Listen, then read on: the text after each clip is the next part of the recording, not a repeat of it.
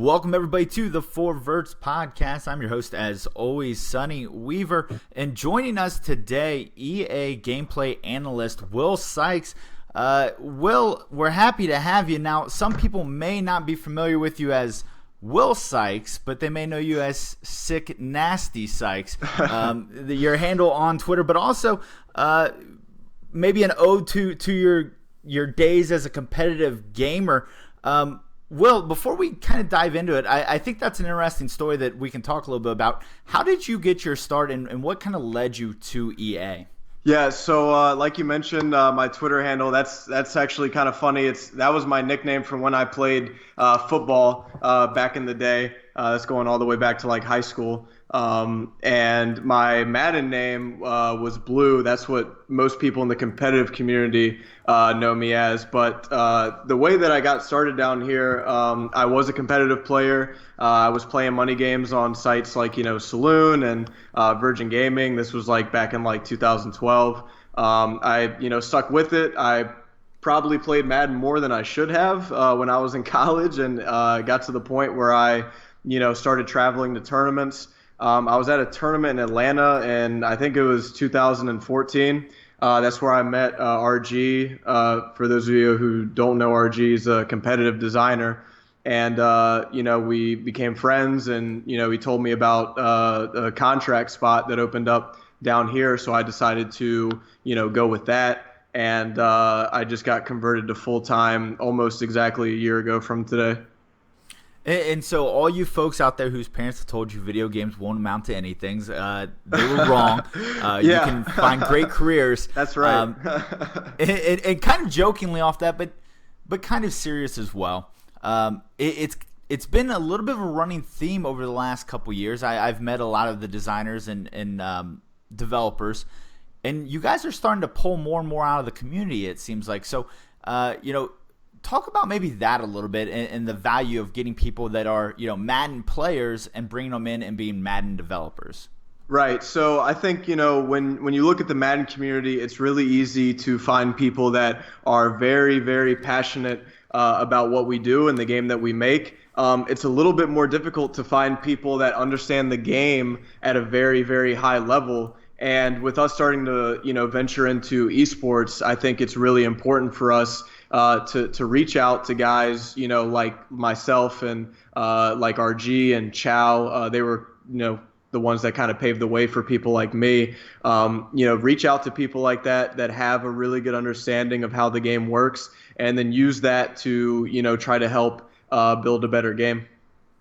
And so you are a gameplay analyst, I should say. That's right. Talk to us about what exactly it is you do. Right. So pretty much on a day-to-day basis, me and the other people on my team were playing the latest version of the game, and we are, looking into various fixes that have gone in. From maybe the build before to the new one. There might be issues like, for example, today, I got a few tweets about some bugs that people are seeing, and those go around, so when someone sends a one-off video to me or Clint or Rex, those actually get circulated onto email threads, and they get investigated by, me or maybe one of the other people that's on the gameplay team. And, so that's kind of a good overview, I think, of what I do on a daily basis. And I think the interaction with the people, especially on the social media side of things, has been a strong point of this development team. On average, let's just say once the game drops in its full extent, how many tweets or those email chains do you think you end up on in an average week, especially early on in one of these releases? It's hard to say an exact number, so that should give you a good indication of getting so many that you lose count. Especially around launch, we kind of have a good adage around the studio of, despite how many hours we test the game during a given cycle, that gets overlapped like tenfold by people playing the game just the first night that it's out. So you have a lot of people, millions of people playing the game, and around this time of the year, it gets busy. I will say it's been surprisingly quiet so far this year. I'd like to think that's because we did such a good job, or maybe people are misspelling my Twitter handle. I don't know, one of the two. But it's definitely a lot to keep up with during the day. Well, let's help those people. It's at Sick. That's right. Yeah. Nasty. All one word. Sykes. Sykes. Make sure all one word, no spaces. Yes. There you go, people. So once this releases, you will get a ton of complaints. No, honestly, in playing the game, so far Madden 18's played really smooth. I feel like surprisingly smooth to an extent because your guys' beta testing process was a little different this year. Obviously, last year you guys had more kind of a closed beta process. This one, from my understanding, was a little more internal. How do you think the testing went this year compared to last year? What did you learn maybe last year in the testing? The launch, obviously didn't go as smooth last year as this year. What do you guys think you guys learned in that year time period? Well, I think, you look at last year and when we had the closed beta, like you mentioned, and we had a very select group of people that were able to get their hands on the game early, provide specific feedback. And what was nice about the beta was they were providing feedback in a time where we could still respond to that feedback and make adjustments prior to the game coming out. What's different this year is we didn't have that beta, and instead we just, we had multiple game changer events where guys were coming down, sim guys, competitive guys, pretty much every demographic that we serve. We had people from all those different, demographics coming down, playing the game. So we didn't get necessarily the number of people that we got last year. But I would still think that the feedback that we got was very valuable because it was in that window, like I was saying earlier, where we could still respond to it and make changes for the launch.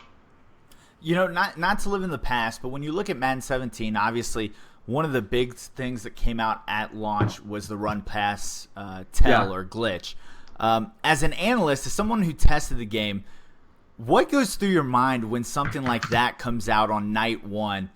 I mean, that's got to be a pretty sinking feeling in your stomach, right? Well, I think it's important, when your responsibility is to make sure stuff like that doesn't get out, that when it happens, you own it. And that's one thing that we let slip through that obviously was not good. And, thankfully so far this year, I haven't seen anything like that come through. Ultimately, at the end of the day, we test what we test, we find what we find. And especially for me being, a former competitive guy, that's the kind of stuff that when I'm playing the game, I specifically look out for. So that was definitely, a miss on our part. And hopefully going forward, that's not something that we'll see, in the future. And so as somebody, you log a ridiculous amount of hours playing this game. Definitely. More than any sane person should, that's for sure. Exactly. And that's where I'm going. So how do you kind of hit that reset button so it is a fresh set of eyes looking at it? Sometimes, and I've got some experience in this industry, you look at something so long, something that should stand out as an obvious error, you don't even notice because you're too close to it. Right. So you personally, how do you kind of reset? How do you come in each day and get that fresh set of eyes on something? Well, that's a good question, and that's something that me and the team will talk about is the importance of work-life balance. When you work on a game, especially during the alpha part of a development cycle, you might be working close to 10 to 10 some days, and it's really important to get that reset. For me personally, I can't speak for anyone else, but for me, it's when I go home. That's kind of the end of Madden for me, maybe besides, responding to some tweets or whatever, taking the weekend off, and then coming in like that next Monday with kind of like a fresh set of eyes. I know when I first started here, I was engrossed in everything that my first project was Madden 16. So I would go work at the studio on Madden 16. And then when I got off, I would go home and I would stream Madden 15 on Twitch. And it got to the point where I just realized it was too much, and so now I make sure, I leave the studio and kind of leave it at that until I go in the next day. Yeah, and that's got to be a weird experience. Most people, as soon as they walk out the door at 5 o'clock or whatever that time may be, they try to leave their work at home. The advent of cell phones makes that tough. But for you guys, you're walking out of a video game development, so your work is a lot of people's leisure. So I can see that's definitely a difficult thing to separate out. So kind of moving along here, and let's talk about some of the things that make having a gameplay analyst on so much fun. So we're going to take kind of a deep dive into a couple things that I know have been going around the Twitter sphere in different places, and one of those is All Madden and All-Pro. This is something that's come up a lot, and if you follow a lot of the developers, you'll see that a lot of times the developers will tell sim guys to play on All-Pro. Now, obviously, talking to John will tell you the game, especially for CFM, was designed to play in an all-pro 6-minute kind of style to get the most realistic experience. Will kind of explain to us, what is all-pro? Obviously, it's a difficulty setting, but what does that mean in relation to All Madden, for example? Right. So when you first boot up the game, we have changed kind of the description for each mode to kind of match what, I guess, demographic we expect to play.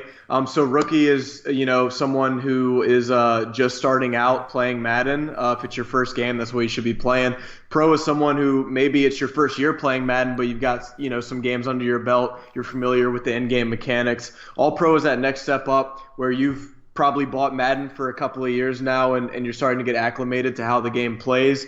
And then the next step up from that obviously would be All Madden, where, we consider that the most difficult, difficulty you can play on. To go off of that, as far as the difference between All Pro and All Madden, there are so many differences that it would take days and weeks to individually identify every difference. To give you an example, for pass defense this year, I know zone coverage has been a big thing around launch.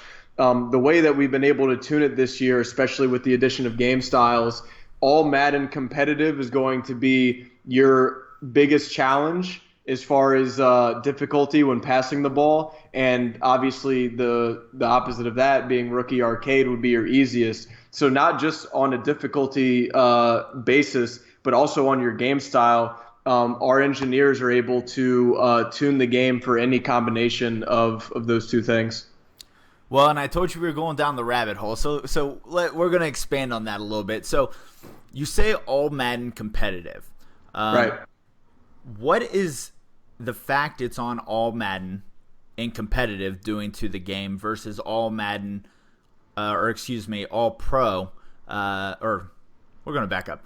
All Madden competitive versus All Madden sim as it pertains to coverage. What's the difference there? What's happening there? And why is it that in competitive versus sim that you would see a difference in those? Right. So competitive, from our standpoint, that is what we expect our most experienced users to be playing, and people that kind of expect the less leeway when it comes to how the AI behaves, and it's more focused on user skill. So on All Madden competitive, like with your example compared to All Madden simulation, the way that you'll see guys in pass coverage react will be different. They should be more aggressive. They should catch more interceptions. That's a big thing between competitive and simulation. If you've got a guy, let's say it's a cornerback, he's got 60 catching. On simulation, I don't know what the exact number is, but he probably doesn't have a good chance of coming down with a pick. Whereas compared to competitive, that same guy should have a higher chance on All Madden competitive of coming down with it. Again, that goes back to reinforcing that belief that that's our hardest combination of difficulty and game style, and should hopefully meet people's expectations when they play that. Okay, so those are the difference between sim and competitive. Now let's talk about that difficulty level. So All Madden sim versus All Pro sim. Same example, that coverage. What is happening? Is the AI better in All Madden? Are the ratings less effective? What's happening there to make coverage different from All Madden to All-Pro, even in that sim style? Right. So I think better would be a pretty subjective term. I would just say that objectively, the AI is going to behave differently based on the difficulty level. And I know one example that I can give is, for run defense, the defensive line and how they get off of blocks. On All Madden, you're going to see the AI do that more frequently than you would see on All Pro. And this is specifically for difficulty. So let's say All Pro Sim versus All Madden Sim. If you're going against the AI, you should definitely notice a difference in something like block shedding, for example. So, and that's where I'm trying to head with this. So sim, obviously, especially in a connected franchise, the ratings are a big part of that. So a difficulty level shift changes the way those dice rolls are occurring in something like block shedding? Yes, that's correct. Okay, so then in like an all-pro setting, are you playing more true to the ratings, or would that's what I'm trying to figure out is what is actually happening there. So if we're talking about an all-pro sim, does that mean that the rating is more of the standard 1-to-1 ratio, we should say, when it comes to those dice rolls? Right. So I can understand from a user perspective, some of this can be a little confusing. I think the best way to explain it is to say that All Pro is what the game is most heavily tested on. It's what's focused on as far as like when you say what should I play to get the most balanced gameplay experience. All Pro is what we aim for, and we have the data to show that the majority of our users are playing on All Pro. So I think that's kind of the best way to look at the difficulties. Okay. Well, let's keep on rolling along here. I've got a couple different thoughts. One of the things I've always been really interested in are the traits, right? So the player traits themselves. They're not a numerical number. They're just kind of a thing. And depending on the trait, you can have, let's say, for instance, and we'll go through a couple different sets, and maybe you can give some idea of what's going on there. So let's say on defensive lineman, I buy spin move. What is that actually doing to the player? So the spin and finesse traits, to my knowledge, now of course, I'm juggling hundreds of different things. If a player does have the spin trait, for example, that enables him to be able to use his spin rating. And I remember this is something that I actually went through with Dustin, our ratings guy, and audited just the other year. We went through and looked at literally every defensive lineman and every linebacker, and we made sure that, guys who are, known for using one move versus the other, we made sure that they would have that trait and not the other. So like I was saying, if you have a guy that has finesse and the spin trait, then they have the ability to use both of them. Now, that just gives them the ability to use it. The ratings for those two are going to dictate how successful they are using it. So when I have a spin trait and I trigger that spinning animation, is that some sort of better, like, what does that actually mean? So is that animation signaling to you that I'm winning some sort of dice roll back there, or I'm something's happening, or am I just seeing the spin because it's an animation? So if you were to see a guy with the spin trait using trying to get around a blocker using spin, then that would fall under the finesse category. So that should mean that he has the finesse trait, and that's just signaling to you what kind of move he's trying to perform. So if, let's say, he doesn't have a spin, and let's say he doesn't really have any traits, is having that spin doing something, or is that simply just an animation? Right. So if you have a player that doesn't have any, which to my knowledge, I don't think we have too many linemen in the game that don't. This is going a little deeper than I know, but what I would guess is if you have a player that doesn't have either, we have some kind of formula that determines which one he uses. Maybe it's whichever rating he's higher in. But again, that's not something that I can say that I know for sure. Okay. So let's talk about a couple other ones, because I think there's some things in there. There are some traits, especially quarterback related, that I think a lot of people are curious, does it actually do anything if it's not a CPU quarterback? So like tight spiral. Is tight spiral really doing anything for me using a quarterback? Right. That's a good question, and I think that's one that maybe one of the CFM guys would be able to answer a little bit better. For me personally, I haven't gone into the game and tested around with and without that trait. You're the first person actually that I've spoken with to have brought it up. I'm sure that there's documentation if I were to look it up on what exactly that does. We do have a guide that outlines what all of the traits do and what all of the ratings do. But at least for right now, that's not something that I can really speak to specifically. All right, yeah, and we've talked to Rex. I know that was part of his plan, I think last year even when we talked to him, was to get that guide, get that out. In talking with Clint and some other guys, it does sound like it's coming along there. Hopefully we do see that sometime in the future. One other area that I think is kind of interesting is we talked about quarterback tight spiral. What's that mean? Historically, awareness for a quarterback, I think the perception is it doesn't do anything. Is that true, first off? So for awareness, I know there's been a focus on making sure that has an impact on the game. And one example this year would be with the offensive line. I think Clint spoke about it in his interview, where the aggregate score of the awareness for your offensive line, that's going to matter this year as far as how well they're able to identify blitzes this year. So there's definitely an initiative going on where we want every rating to matter, and that includes awareness because, like you were referring to, awareness historically has this perception that it doesn't have that big of an impact on the game. And I think that's something that we're starting to make progress on for sure. So awareness, we'll use your example for the line, the group awareness. You say they're more aware of a blitz. What does that actually mean? Obviously, I know what that would mean in real life. It would mean, hey, I see a blitz, we're going to do something about it. Right. Does that mean they're more likely to initiate some sort of blocking mechanic, or does that just mean that there's a bonus to their blocking? What does that mean they're aware of a blitz?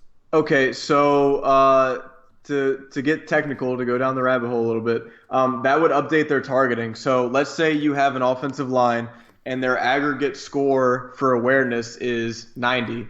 That means, and again, the center counts for twice, if that makes sense. So your center's awareness, like Clint would tell you, the center is the most important person when it comes to kind of identifying pass protections. And so his awareness counts as double compared to the other linemen. And so again, let's say it's a 90 offensive line for the awareness. They're going to have a good chance of being able to recognize, let's say, for example, the big one last year, everyone knows it was nickel blitz 2. That left tackle would be able to update his targeting more efficiently to pick up the nickel corner that's coming in on the blitz in the example of a 90 awareness line. And so, but he can pick that up, but it doesn't mean he's going to win that dice roll, correct? It just means he's more aware that targeting, that he should be on that blitzer. Right. So it'll definitely increase his chance of matching a block. And then once the block is matched, the die roll for, or the ratings that go into whether the defender, is going to beat the offensive lineman off the block, that's all ratings driven. The awareness factor for offensive line this year is specific to, picking up the different blitzes that people send. So, and that was interesting, and obviously we talked about awareness mattering. Halfbacks being involved in the pass blocking is a big improvement we saw this year. We saw historically it was a halfback was just kind of standing there. If you did happen to keep him in, he would magically cut block everybody that ever got past the line. In the most amazing feat I'd ever seen known to man. J.J. Watt had no chance to get by Darren Sproles. It could not happen. So obviously Clint talked about that a little bit and how that improved. From your standpoint as an analyst, somebody who's played way too many hours, what are your thoughts on the line play this year? I know historically people have felt like the offensive line doesn't matter. You can take anybody out there, it doesn't matter. Now you've got the halfback in the backfield blocking for you. You've got a line that's aware of more things. When you as a former competitive guy, what would you say to competitive guys who think they're going to get by again this year with a really bad offensive line? Well, I think the line play is good every cycle, and then when the game comes out, you guys prove me wrong within the first week, so that's an every year thing. But now to be more serious, last year a big thing, especially within the salary cap mode, was people were using bronze offensive linemen, and they were able to still run their normal scheme kind of regardless of what offensive lineman they were using. That's completely different this year. This year, it was an emphasis by Clint, and something that I definitely noticed all throughout the cycle working with him, that if you have a mismatch on the line, so if you have, let's say, a 60 rated offensive lineman going against a 90 defensive lineman, you're going to see the difference. You're going to see the difference in how quickly the defensive lineman gets off the block. You're going to notice a difference in how often he's getting off the block. You'll notice a difference even in the animations that he plays. I'm not sure if Clint touched on this at all, but if you have a 90 rated defender or higher, they have a chance to play an entire different set of animations depending on how many points higher they are than the offensive lineman they're going up against. So I think the entire issue of, like I was saying, competitive guys using bronze offensive linemen against some of these elite defensive lines, I think that's something you'll notice a huge difference in this year for sure. Yeah, if you guys didn't catch that would be the super win that Clint mentioned in our last interview. And if you have no clue what I'm talking about, you probably should go watch that. You can probably see it over there to the side and know that that's some good stuff there. So the offensive line play has been a big part. Another thing you're hearing a lot about are the ball carrier moves. Obviously, this year, you guys have allowed guys to now juke or spin or whatever, user-based tackling, which has created some very interesting things. What are your thoughts on how that's working out? I know in my experience playing it, it's kind of frustrating as a defender to line someone up, not even go for a hit stick, go for a conservative tackle, and still get juked by somebody. So maybe talk a little bit about how that mechanic's working now. Yeah, so I know for me as a competitive player, I do like the idea of there being a skill gap around using fake outs and trying to counter them as a defender in the open field. And the way that we're attacking that this year, and I'm kind of glad that I'm able to try to get this out to the community, is you can strafe as a defender and you can avoid fake outs. So if you are caught in the open field and you have a guy running right at you and they're going to try to juke or spin, if you get into proper position by holding LT and strafe, you will completely avoid getting faked out. And I know that's something we don't, I don't think we have a whole lot of messaging around right now. But if that's something we can get circulating, I think that would really help people and some of their frustrations around the new ball carrier moves. Well, here we are, folks, about 25 minutes or so into the interview, and that little tidbit of information will be the one thing everybody takes from this interview. They literally won't. I hope so. Won't talk about anything Forget else. who I am. Yeah. Right, there you go. But yeah, so that's interesting news. So if you tap left trigger and hit that conservative tackle, basically you're saying you square up and hit like you would think in proper tackling technique in the NFL. Yeah. And Awesome. we're monitoring all the feedback around the ball carrier moves. All of them were touched this year. As far as the animations, they were sped up. Like you were saying earlier, we made that adjustment to where users can get faked out. And I think the big benefit there for both users and for us as a development team is you're going to see guys even on the highest level using the various moves. And ideally, it should be, if you have a guy with 90 spin and 70 juke, you're going to see guys using the spin move with that player. So that's something I'm really looking forward to this year, at least for the competitive scene. You're looking forward to it until everybody goes ape shit about it, and then you guys are going to have a lot of fun with that one.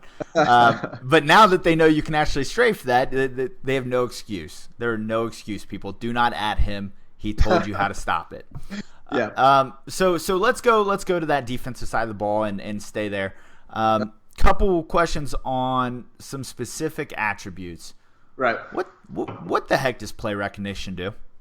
So this year we've updated that a little bit to where play recognition for safeties and for defensive backs is going to determine how well either, let's say, they break on the throw or them playing their run fit assignment, which is something that we introduced last year. And those are the two main things that play recognition is going to do for defenders. So when it comes to play action, does play recognition play in there, or is it something else? I believe so, yes. Okay. So there's always been that question of, okay, I've got a cornerback. He's got low play rec and low awareness. Which one do I build up?